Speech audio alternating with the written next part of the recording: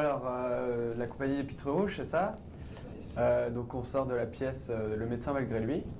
Donc je voulais savoir déjà, première question, comment vous êtes tous rencontrés? Une petite anecdote sur chaque rencontre ou une connerie comme ça. On s'est tous rencontrés au cours Florent, tous ensemble.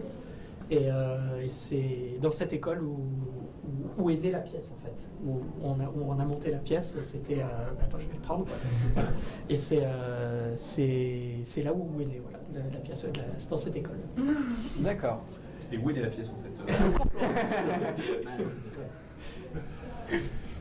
Donc depuis quand êtes-vous sur scène ensemble? Et même individuellement aussi, donc ça serait chacun votre micro. Depuis quand en fait vous montez sur scène vraiment dans des théâtres sur Paris ou ailleurs? Ça va faire pour tout le monde, je crois, 2 ans. En fait, comme le médecin, voilà, on le joue depuis 2 ans et c'est là où on a commencé tous à faire du théâtre en fait. D'accord. Pour tout le monde, oui. Ouais, c'est à peu près ça, quoi. On sort tous de l'école. Merci. On sort tous de l'école, on est tous sortis de l'école la même année, quasiment. Donc on a tous commencé à travailler en sortant de l'école, quoi. D'accord. Et vous avez tous chacun fait aussi autre chose à côté ou Avant ou après, oui. Ou avant ou après? Avant ou après l'école des cours Florent, on a tous notre parcours individuel, ouais. D'accord. Et vous êtes retrouvés pile pour cette scène, pour cette pièce-là, où vous êtes retrouvés, certes en sortant, mais voilà, vous avez tous eu votre petit parcours avant, quoi. Ouais. Ouais. Ok. Donc maintenant, j'ai une question pour le metteur en scène, Brice. Pourquoi le médecin malgré lui?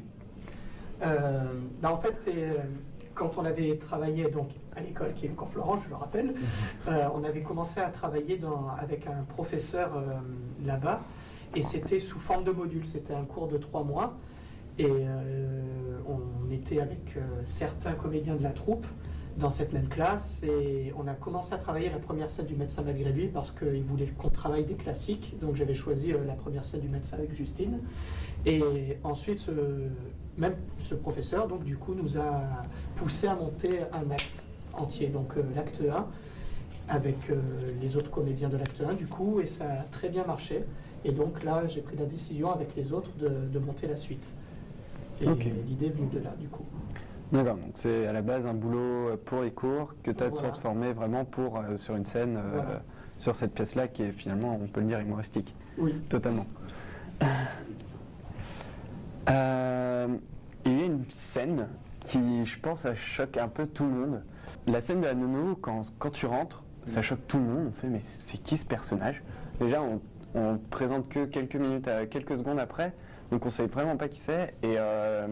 Et ça met vraiment un décalage total avec la pièce originelle. Oui, nous on a pris le parti pris que c'est en fait un travesti là dans la pièce, alors que normalement dans la pièce c'est vraiment une nourrice.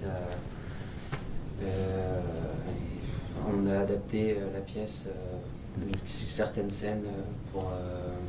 En fait, l'idée est venue de jouer, que Jean joue la nourrice en fait. C'est parce que au début c'était une fille qui devait jouer avec nous, mais elle n'a pas pu. Et du coup, dans une des versions du médecin malgré lui, il y a une réplique que mon personnage dit, c'est « Quel joli meuble que voilà ». Et dans cette réplique, il y avait une petite note qui disait que on pense que Molière faisait aussi jouer ce rôle-là par un homme par rapport à cette réplique « Quel joli meuble » ou quelqu'un d'assez fort. Et du coup, l'idée est venue de faire jouer Jean dans ce rôle-là qui est beaucoup plus grand et balèze aussi avec le physique qui est différent. Du coup, je pense qu'on pouvait jouer avec ça. Et du coup, ça fait tout le décalage à côté après dans les autres scènes avec la pièce, du coup. D'accord, ok. Donc la dernière question, après il y en aura peut-être d'autres c'est l'avenir de la troupe, quel est-il? Parce que voilà, il vous reste plus que 2 semaines ici au Théâtre de Poche avec le médecin malgré lui, mais quels sont vos projets dans 3-4 pièces futures, si vous en avez ou... Des projets de pièces, j'ai des idées, oui.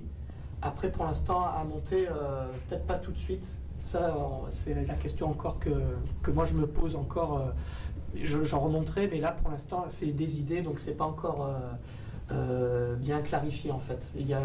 J'ai monté une autre pièce de Molière, Le mariage forcé, qui s'est joué l'année dernière. Là, pour l'instant, donc on a ces 2 pièces dans la compagnie. Mais oui, d'autres projets, il y en a. Mais pour l'instant, dans les idées, cette année, pas à monter tout de suite, en fait. Ok. Du coup. Et hors classique ou tu restes dans le classique? Vous restez d'ailleurs tous dans le classique. Alors, il y a des pièces de classique et d'autres plus contemporaines, en fait. D'accord. Voilà. Mais toujours aussi sous le thème de l'humour ou plus vers... tu t'orientes plus vers maintenant vers de la tragédie ou...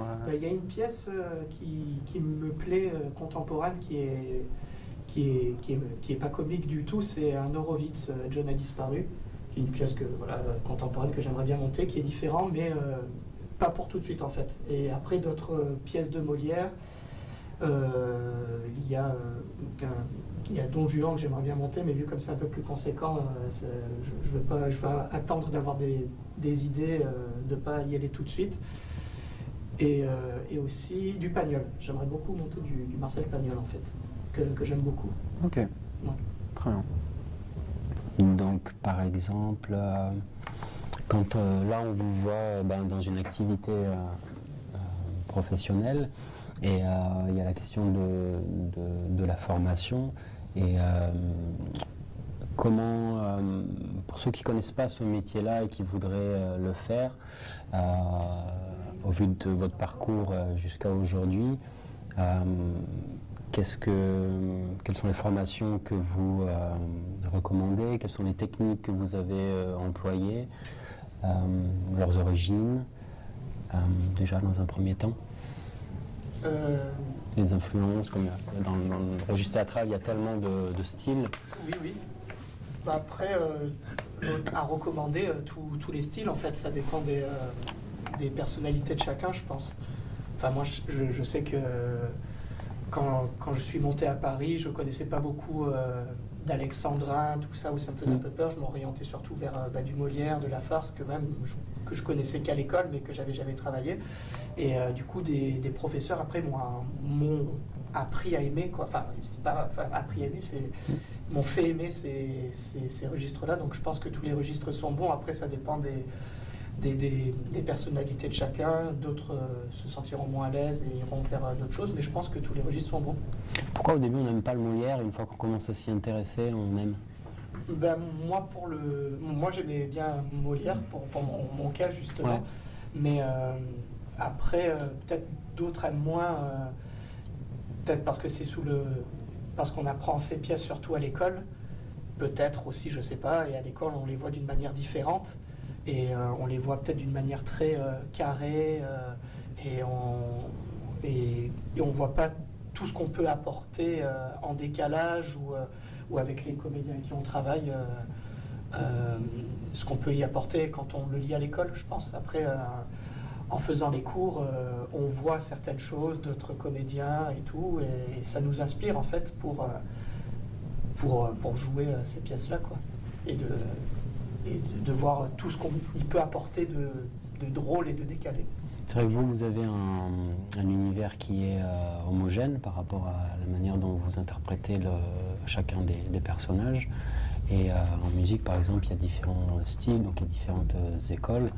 Et sur le registre de l'interprétation, on n'était pas face à du clown, on n'était pas face à de la comédie de l'art, on n'était pas face à un jeu ciné, on avait un jeu particulier, et en même temps on peut retrouver des ingrédients un petit peu de tout.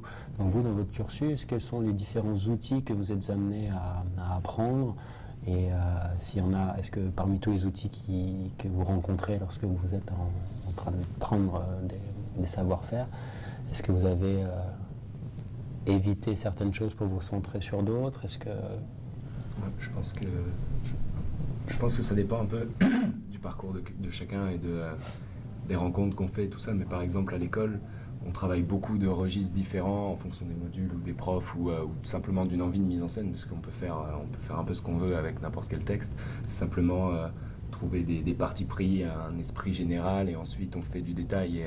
Et ça, en fait, c'est à force de la formation et d'avoir comme ça fait face à cette scène-ci ou celle-là ou ce morceau-là tout seul, ou tout à coup une scène à 30.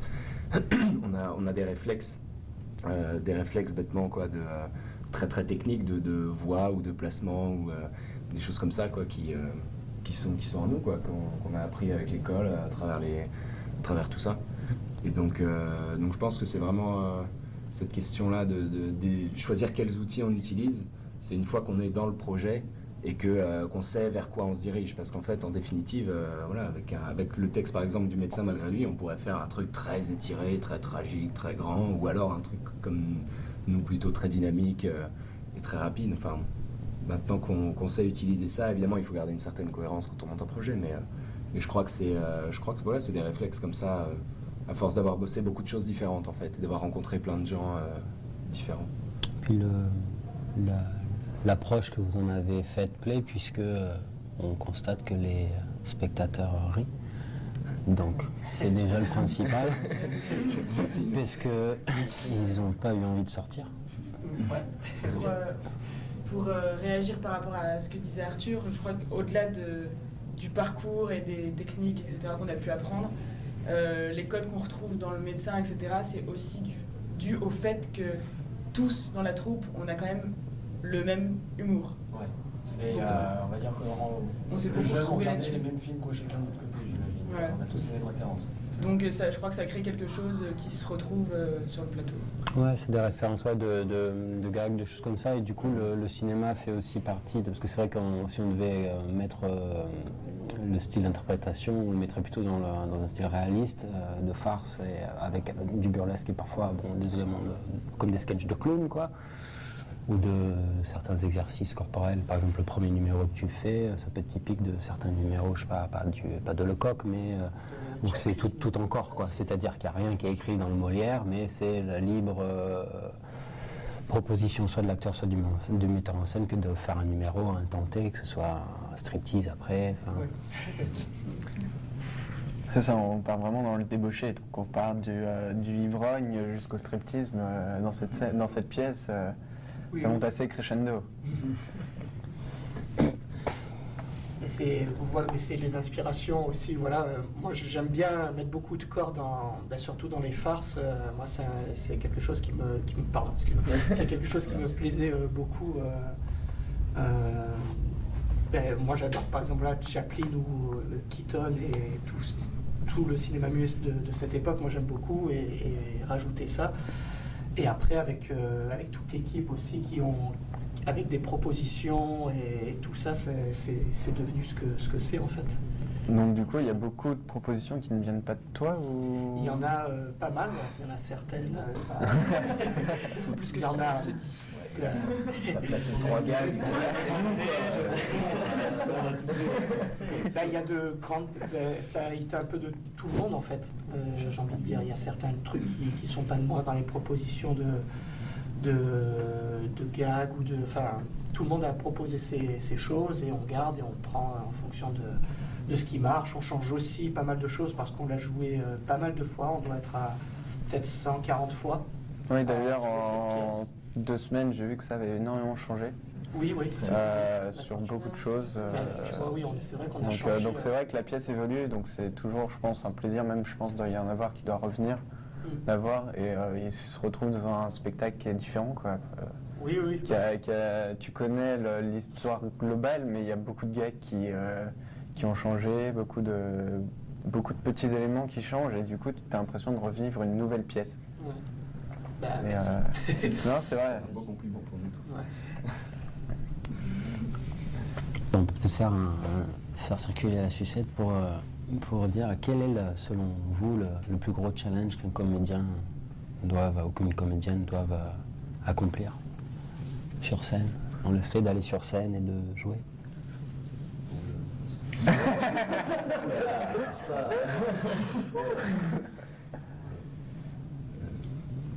Il n'y a pas de difficulté. C'est inné. Non, c'est au début, au début on travaille, il y a beaucoup de stress, le track avant de monter sur scène, mais au tout début quand on commence, il y a beaucoup de ça, et puis après, c'est en faisant du plateau que tu te sens de plus en plus à l'aise, et que tu as de moins en moins de track, tu te places plus facilement, tu sais comment te déplacer sur un plateau, et ça c'est effectivement beaucoup tu apprends ça en cours et après c'est en mettant en pratique tout ce qu'on a appris en cours qu'on se sent de mieux en mieux sur un plateau. Et donc déjà être face aux gens, gérer la pression d'être face aux gens et d'assumer de porter une partition. Ouais, d'autres.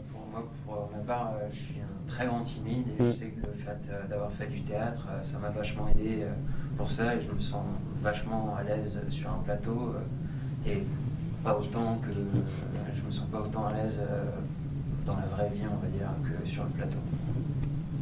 Tu voulais réagir sur Après, en parlant des grands challenges, je crois que je sais pas, ce sera évidemment différent en fonction de chaque personne, mais il y a aussi dans notre métier ce truc-là de vouloir tout faire justement, quoi. Et chaque nouvelle partition à jouer, chaque nouveau rôle ou chaque nouvelle chose à faire est un autre défi, quoi. Donc il y en a qui refusent tout simplement par dignité ou par peur ou j'en sais rien, mais je crois que la plupart d'entre nous sont assez avides de nouvelles expériences en fait. Donc c'est un peu pour utiliser des grands mots, un peu du sans peur, quoi. On a toujours envie de faire des nouvelles choses, de se dépasser, de créer, et de vivre vraiment plein de choses toujours pour s'enrichir encore plus intérieurement, quoi.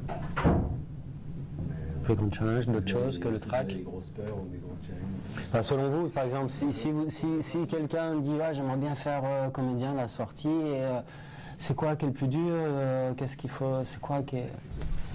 De challenge, je sais pas, moi je dirais peut-être de vivre de ce métier en tout cas.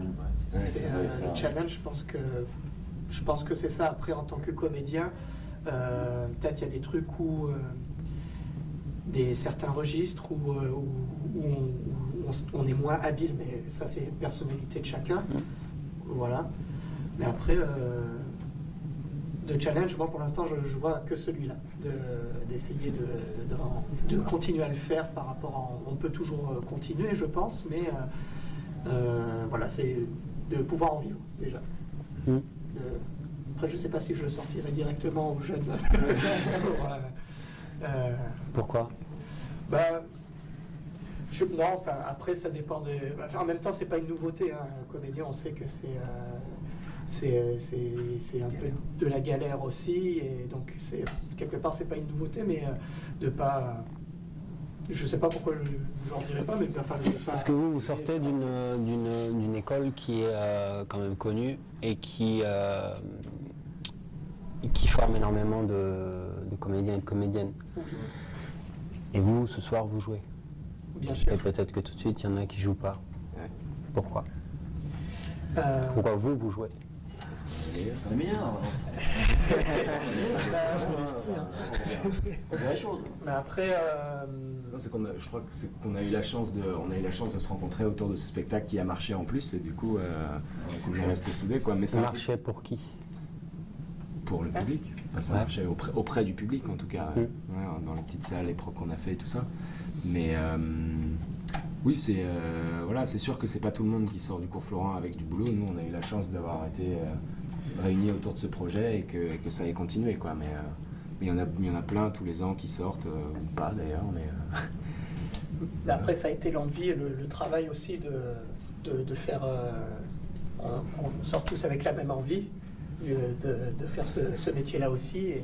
Et du coup, pourquoi si on joue ce soir, je pense que ça a été le travail commun qu'on a fait ensemble, et le plaisir aussi qu'on a de le faire.